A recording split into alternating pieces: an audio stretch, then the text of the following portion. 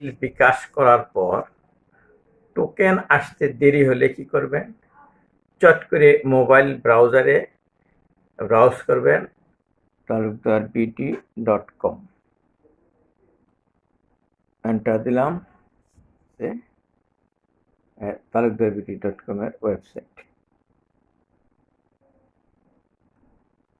এটা। সেই লাস্ট মিনিটে ক্লিক করুন। টার্নাল লিঙ্কে আমি ক্লিক করছি।